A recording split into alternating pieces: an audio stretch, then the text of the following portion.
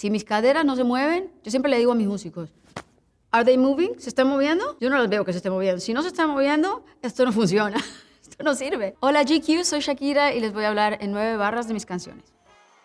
Suerte o Whenever, Whatever. Esta fue la canción con la que se dio a conocer mi música en Estados Unidos dentro del público angloparlante y también fuera de los Estados Unidos, en Europa, en Asia. Y lo interesante fue que esta canción precisamente no tiene nada que ver con el pop anglo que estaba dominando en ese momento las radios. Suerte que no sura, ya has nacido y que burlemos las distancias. Suerte que saberte con... Es una fusión de elementos de la cordillera de los Andes, de elementos andinos, de los que siempre estaba enamorada. El sonido del bombo legüero, el sonido de las flautas andinas, de la gaita. Y todo esto me lo tomé prestado para hacer esta fusión en esta canción, que además es una canción de amor, es una declaración de amor a la persona con la que estaba en ese momento, que le hice muchas canciones, le dediqué muchas canciones. Primero hice Suerte y luego Gloria Estefan le hizo la adaptación al inglés de Whenever, Whatever, porque en ese momento no manejaba muy bien el inglés yo. Estaba aprendiendo a componer en inglés.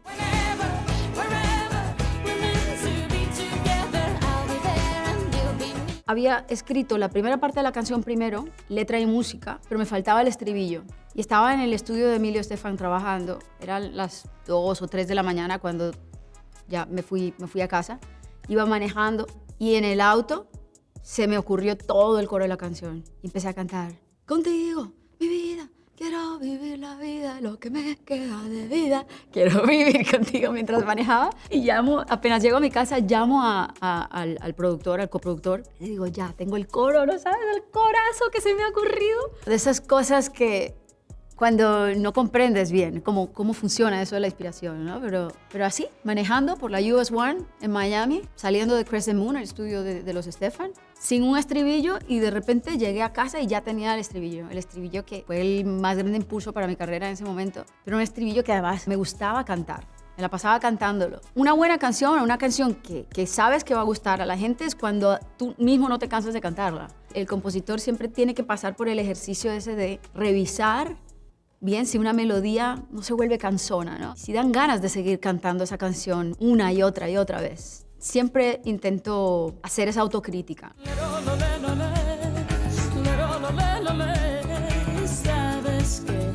tortura, con Alejandro. Esta canción, recuerdo que la hicimos en Bahamas con Luis Fernando Ochoa. No pido que todos los días sean de sol, no pido que todos los viernes. Yo tenía la idea de tomar prestada también un poco del reggaetón que estaba surgiendo en Puerto Rico, que en ese momento no sonaba mucho en la radio fuera de Puerto Rico. Estaba empezando a surgir en algunos países de Latinoamérica, pero para nada sonaba en España. Y fue como experimentar también con una melodía un poco españolizada, un poco flamencada. Y cuando decidí llamar a Alejandro, y Alejandro dijo que le encantó la canción, ahí supe que la canción realmente iba a funcionar. Y bueno, el resto es historia, ¿no? Fue una de las primeras colaboraciones, si no fue la primera que se hizo en Latinoamérica, en un contexto así, ¿no? De dos cantantes como era Alejandro y yo en ese momento, juntarnos, participar juntos en un vídeo y disfrutar luego de todo lo que vino con esa canción, de todo lo que sucedió en Estados Unidos incluso. Es una canción que sonó en español, de las primeras canciones que sonaron en español en la radio anglosajona. Bueno, de los mejores recuerdos que tengo de esa época, ¿no? Ver cómo se estaban rompiendo con el paradigma de la música latina. Y qué más latino, qué más hispano que la tortura. Una canción que nos dejó muchísimas satisfacciones a Alejandro y a mí, y una amistad que más que una amistad es una hermandad de años. Ay, amor, es una tortura perderte. Estoy aquí. Cuando pienso en Estoy aquí, pienso en la niña de 17 años que sale de Colombia con una guitarra en la mano y pantalones de cuero, queriendo ser escuchada por el mundo. Sé que no regresarás, lo que nos pasó no repetirá. Una niña que tenía pocas posibilidades de lograr cosas, pero que poco a poco fue logrando esos objetivos y fue haciendo esos sueños reales. Recuerdo mucho mi gira por Brasil, mi primera gira internacional, mi primera gira de conciertos. Estoy aquí hace parte de mi álbum Pies Descalzos, que va a cumplir 30 años. Y sí, la razón por la que mucha gente cree que es mi primer proyecto es porque fue el primer proyecto en el que se me conoce internacionalmente, por fuera de mi país. Estoy aquí es la canción que abre paso a mi carrera en México, en Estados Unidos, en España, pero no era mi primer proyecto, ya era el tercer álbum de estudio. Mi primer álbum fue Magia a los 13 años y este fue ya como el inicio de mi madurez artística, ¿no? Con este álbum y con esta canción estoy aquí. Estoy enloqueciéndome. Cambiando de un pie por la cara mía esta noche por el aire. Recuerdo que lo que quería lograr en este estribillo era precisamente hacer como una especie de trabalenguas, ¿no? Un juego de palabras y jugar con la métrica, que fuese difícil para la gente cantarlo. Y ese era como el jueguito del coro, del estribillo, que resultó muy bien porque al final la gente se lo aprendió sin ninguna dificultad. Buscándome entre fotos y cuadernos, entre cosas y recuerdos que no puedo comprender. Hips Don't Lie. Mira que con esa canción ocurrió algo como medio sobrenatural. Había soñado con Wyclef. Soñé con Wyclef Jean, una cosa súper random, y me despierto y me dice mi manager, oye, ¿qué te parece si haces algo con Wyclef Jean? Que tiene una idea. Y yo, ¿en serio? Acabo de soñar con él. Qué cosa más extraña. Había soñado con Wyclef Jean, te lo prometo. Allí empezó toda esa aventura de Hips Don't Lie, y escuché la idea que tenía él, y enseguida se me ocurrió el I'm on tonight, you know my hips don't lie. Starting to feel it's right, all the attraction, the tension. Don't you see, baby, this is perfection. Fue como automático, como cuando un río desemboca en el mar. Era predestinación, si es que existe la predestinación, no lo sé. Hips Don't Lie es una frase que surge a partir de cómo yo experimento la música, como yo vivo la música, ¿no? La vivo de una forma muy corporal, bailando. Siento si una canción funciona o no funciona, si una canción tiene lo que necesita, lo que le hace falta. Si mis caderas no se mueven, yo siempre le digo a mis músicos, ¿Are they moving? ¿Se están moviendo? Yo no las veo que se estén moviendo. Si no se están moviendo, esto no funciona. Esto no sirve. Hasta que esté bailando, ese es realmente el barómetro. Es la forma que tengo de saber si una canción ya está lista o si necesita pasar más tiempo en el horno. Fue un experimento, lo de la parte en español. Casi ni la recuerdo porque en realidad lo que funcionó fue la canción tal cual la escribí, que fue la versión en inglés.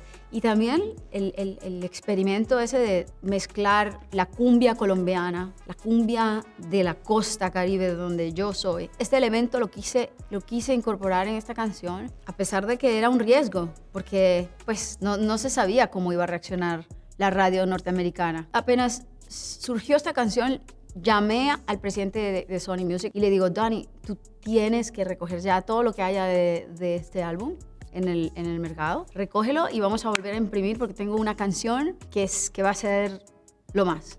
Yo sabía que esa canción la iba a romper y me dijo, mira, Shakira, bueno, esto... Le digo, ¿confías en mí? ¿Cuánto tiempo tengo en la compañía? Recoge todos los discos y vuelve a imprimir y tienes que meter Hips Don't Lie en el álbum. Me dijo, ok, lo hago porque te creo. Y no me equivoqué porque Hips Don't Lie, pues para mí, mi carrera en ese momento rompió todos los récords. ¿Cómo se llama? Bonita, Picasa. Shakira. Oh, baby, when you talk. Inevitable. Una noche en el Tayrona, el parque natural, este maravilloso que tenemos en Colombia, ese que menciono en la bicicleta con Carlos Vives. Estaba ahí, en el Tayrona, con mi amigo, la noche más estrellada que recuerdo de mi vida entera. No alcanzaba a ver ninguna casita con luz eléctrica. Estábamos durmiendo en hamacas, o lo que le llaman ahí chinchorros. Un momento de inspiración total, menos de 15 minutos teníamos esta canción. Letra y música. Siempre supe que es mejor cuando hay que hablar de dos. Fue como si me la hubieran dictado. No hubo un momento de duda, un devenir de dialéctica y de palabras y de sentimientos y de emociones. Y pues es como un autorretrato, ¿no? Debía tener unos 21 años, cuando le hice 20 años, o no sé, 19, 20 años. Estaba en esa etapa en la que uno todavía está intentando hacer lo que decía Sócrates, conocerse a sí mismo. Yo quería conocerme a mí misma, quería saber quién era, o si pudiese en unas pocas palabras verme a mí misma como frente a un espejo. Pues era esa canción, ¿eh? No sé preparar café, no entiendo de fútbol, no sé cocinar, no me baño los domingos. En esa época no me bañaba los domingos, ahora sí. El cielo está cansado ya de ver la lluvia caer. Cada día que pasa es uno más parecido a ayer. La metáfora de la lluvia, la metáfora de la pérdida, del dolor, lo inexorable que es esto de amar a una persona hasta el cansancio, hasta la debilidad.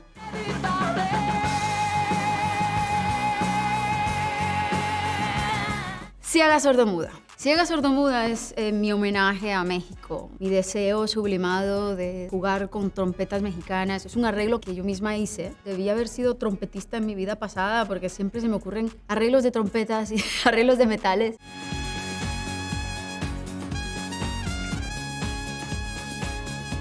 Ciega Sordomuda es una frase que decía mucho mi madre, ¿no? Hazte la ciega, la sorda y la muda. Se me quedó esto de ciega, sordomuda que decía mi madre. Y me di cuenta que también era el estado natural del amante, del enamoramiento. El no ver, el no oír, lo irracional del amor, ¿no? Lo loco, lo espontáneo del amor. Es esa ceguera y esa sordera por la que pasamos todos alguna vez. Sí, es verdad que hay un contraste muy grande en esta canción, ¿no? Entre una melodía muy alegre, una música muy animada, un ritmo muy animado y una letra dura con uno mismo, ¿no? Es como autoflagelándose y castigándose por sentir eso que te deja sin control en una relación, ¿no? Te deja a merced del otro. Ciega, sordomuda, torpe, traste, testaruda. Es todo lo que he sido, por ti me he convertido en una cosa que no hace, otra cosa más que amarte. Yo creo que seguía jugando con esa idea de utilizar muchas palabras en un contexto, en una métrica rápida, ágil, y que las palabras fuesen como un elemento percusivo. Ese era un poco como el experimento que estaba haciendo.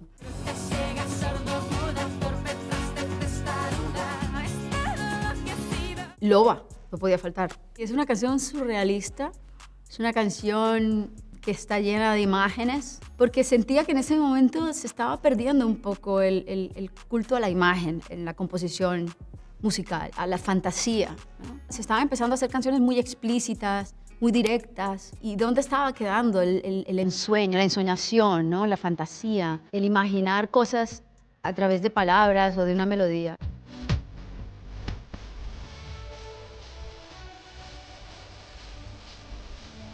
La composición o el arte de escribir canciones pertenece al mundo de los sueños. Es difícil para mí recordar por qué decidí utilizar un conjunto de palabras en vez de otro, ¿no?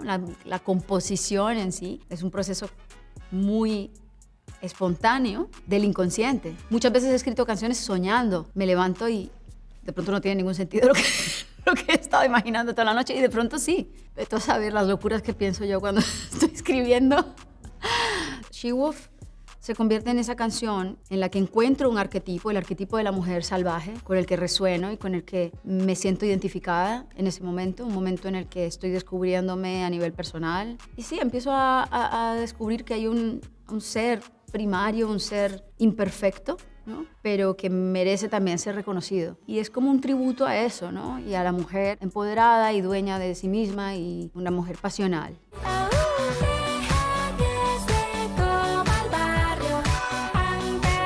Chantaje, una de mis colaboraciones favoritas en un momento en el que Maluma está empezando su carrera. Recuerdo que escuché la canción de Le Burro Cassette, me gustó mucho y dije, sí, ¿por qué no? Vamos a probar. Y en ese momento Afo, el director de la compañía, me dice, oye, Maluma va a estar por España, es un chico que está empezando, pero es súper bueno, escribe muy bien, creo que van a pegar muy buena onda.